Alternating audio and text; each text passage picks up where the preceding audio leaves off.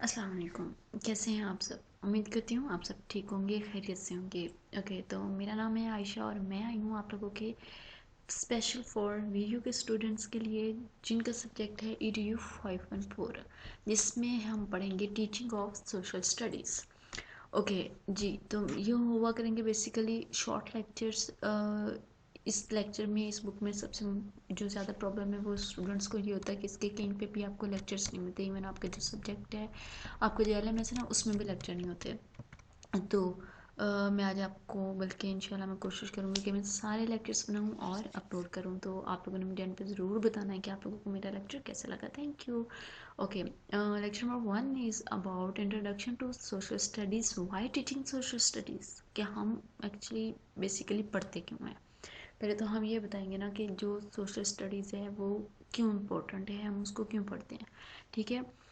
वैसे बेसिकली तो मतलब अगर हम ये पूरे पैराग्राफ या पूरे एक दो पेजेस जो पहले वाले हैं वो हम बस एक दफ़ा रीडिंग ही कर लें ना, तो आप उसमें 5 से 6 लाइन का आंसर आराम से दे सकते हैं, बता सकते हैं कि इसमें मेन मकसद क्या है हमारा पढ़ने का। देख जैसे देखिए कि फर्स्ट लाइन में ही उन्होंने बताया हुआ है कि द प्राइमरी पर्पस ऑफ जो सोशल स्टडीज़ है is to help to young people to make informed and design decisions for the public good as citizens of the culture। Diverse आगे है, डेमोक्रेस है, फिर सोसाइटी एंड। अच्छा, तो इसमें सिर्फ ये बताया गया कि हमारी नई नौजवान नस्ल को हम पता चले कि जो हमारा कल्चर है, जो हमारा डेमोक्रेसी है, जो हमारी सोसाइटी है, जो हमारी किस तरह से हम वहाँ पे रह रहे हैं, जो हम एज अ शहरी, एज अ ह्यूमन बीइंग हमें या हमारा जो बिहेवियर है, हमारे जो डेवलपमेंट है, हमारे जो रिलेशनशिप्स हैं, हमारे रिसोर्सेज हैं, हम उन सब को किस तरह से साथ लेके चल सकते हैं और वो सारे क्यों ज़रूरी हैं। जैसे फॉर एग्जांपल देखें कि फैमिली, स्कूल, वर्क प्लेस, आपकी गवर्नमेंट, रिक्रिएशन क्लब्स जो होते हैं, ये सारे क्या हैं, all these aspect of life are interrelated and interdependent on one another. अब क्या चीज़ है, ये सारी चीज़ें क्या करती हैं, एक दूसरे पे बेस करती हैं। ठीक है। तो इसमें हम सिर्फ ये चीज़ें पढ़ेंगे कि कौन किस पे कैसे डिपेंड करता है। जैसे देखिए स्कूल, कैसे स्कूल बनाया जाता है तो किस पे डिपेंड करता है, बच्चों पे ना, कि बच्चे आएंगे पढ़ेंगे तो ही कोई चीज़ चलेगी। तो हर चीज़ क्या करें कि डिपेंड करती है ऑन एन अदर थिंग। ठीक है। नेक्स्ट है कि awareness of the world and environment, के दुनिया और जो उसके अंदर माहौल है उसकी अवेयरनेस देना। ठीक है। तो इसमें क्या है कि lesson in social study relate to topic like my family, my neighbour, community, helpers, early man, Indus valley, civilizations, mother period, everything, मतलब about our world, about our environment, वो सारा आपको इसमें इस पैराग्राफ में बताया जाएगा। ठीक है। द नेक्स्ट इसके लेसन सच एज, अब ये लेसन सच एज किससे रिलेटेड है कि ज़मीन, solar system, major landforms, water resources क्या है, आपका नेचुरल जो है वो वाइल्ड लाइफ रिसोर्सेज क्या है, नेचुरल डिसास्टर्स क्या है, मैनेजमेंट, पॉल्यूशंस, ये सारी चीज़ें क्या हैं, इनको किस तरह से हैंडल करना है, किस तरह से आपने अपनी सोसाइटी में इन चीज़ों को साथ लेके चलना। These are very important. And next है कि help to develop critical thinking abilities, जो आपकी क्रिटिकल थिंकिंग एबिलिटीज़ होती हैं उनको डेवलप करने में ये आपकी हेल्प आउट करती है बेसिकली। ओके, नेक्स्ट है then need to understand, analyze and evaluate the existing connections between the ideas and the theories to make sense of how poverty affects certain population in the country। हमारी country में, हमारे या किसी भी country में कोई भी जो चीज़ें हैं उनको अंडरस्टैंड करना, एनालाइज करना, उनको देखना, सोचना और एक सेंस क्रिएट करना, ये सारा भी आप इसी में पढ़ेंगे। This knowledge can be further put to us foster creativity if student are asked think about ways और come up with solutions and policies. जैसे देखिए हमारी जो जैसे जैसे आबादी बढ़ रही है, जैसे जैसे तो क्या हो रहा है, हमारी नेचर में भी तब्दीलियाँ आ रही हैं। तो जाहिर सी बात है जब नेचर में तब्दीलियाँ आ रही हैं तो क्या करना है, हमारी जो नई जवान नस्ल आई है वो उन चीज़ों को सोचे, उन पे बैठ के उनके रिसर्चेस करे और फिर जो प्रॉब्लम्स हैं उनका सलूशन लेके आए। ठीक है, ये सारा किस में आता है, helps to develop critical thinking abilities, कि जब आप अपने वर्ल्ड के, अर्थ के, आपके बिहेवियर, एवरीथिंग के बारे में जानेंगे तो फिर आप कुछ कर सकेंगे। नेक्स्ट है help to enhance the social understanding of students, students की जो आपकी होती है उनको अंडरस्टैंड करना, सोशलाइज उनको।